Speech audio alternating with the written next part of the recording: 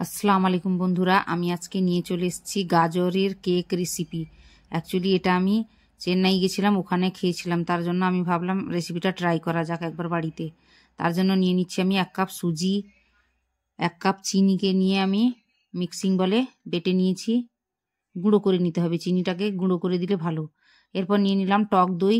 টক দইটা কিন্তু বেশি টকও হবে না, একদম হালকাও হবে না, মিডিয়াম থাকবে।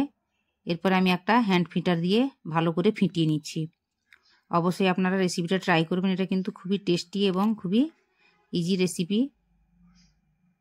এবং এইভাবে এরকম পরিমাণে কিন্তু ইনগ্রিডিয়েন্টসগুলো দিবেন, দিলে কিন্তু কেকটা কিন্তু খুব সুন্দর হবে এবং খুবই টেস্টি হবে। এরপরে দেখুন ফিটিয়ে নেওয়ার পরে এরপরে আমি 10 মিনিট মতো কিন্তু সুজিটাকে ভিজার জন্য রেখেছিলাম। তারপরে দিয়ে দিচ্ছি আমি এখানে গাজর। সুজিটাকে কিন্তু একটু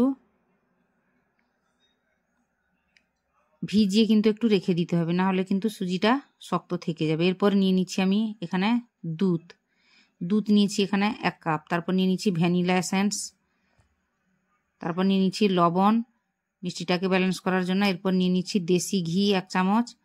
আপনারা পারলে এখানে সাদা তেল ব্যবহার করতে পারেন। এরকম কিন্তু ব্যাটারটাকে ফিটার পরে আপনারা রেখে দিবেন 10 থেকে 15 মিনিটের জন্য। 10 থেকে 15 মিনিট কিন্তু আমি রেস্টে রেখেছিলাম। এই যে দুধটা দিয়ে দিলাম, এবারে কিন্তু সুজিটা ফুলে উঠবে ভালো করে। এরপরে আমি 10 থেকে 15 মিনিট রেস্ট দিয়েছিলাম। তারপরে আমি একটা ইনোকে কেটে ওতে দিয়ে দিচ্ছি। আপনারা পারলে এখানে ইনোটা অপশনাল আছে, আপনারা পারলে ইনো না দিয়ে এখানে বেকিং পাউডার বেকিং সোডাও দিতে পারেন। এবারে ইনো দিয়ে কিন্তু বেশিক্ষণ রাখা যাবে না।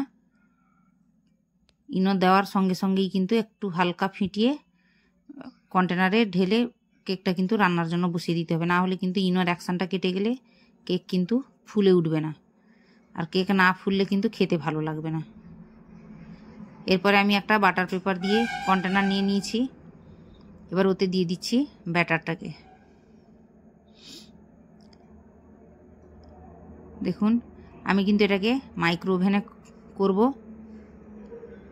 অবশ্যই আপনারা পারলে কিন্তু এটা কড়াতেও করতে পারেন, গ্যাসেও করা যাবে। এরপরে আমি দিয়ে দিচ্ছি এখানে কিশমিশটাকে আমি ভালো ভেতরের দিকে দিইনি, উপরে দিয়ে দিয়েছি, কারণ আমার ছেলে কিশমিশ খেতে চায় না, তার জন্য উপরে দিয়েছি। দিলে উপর থেকে আমি বের করে দিব বা আমরা খেয়ে নিব, ও শুধু কেকটাকে খাবে।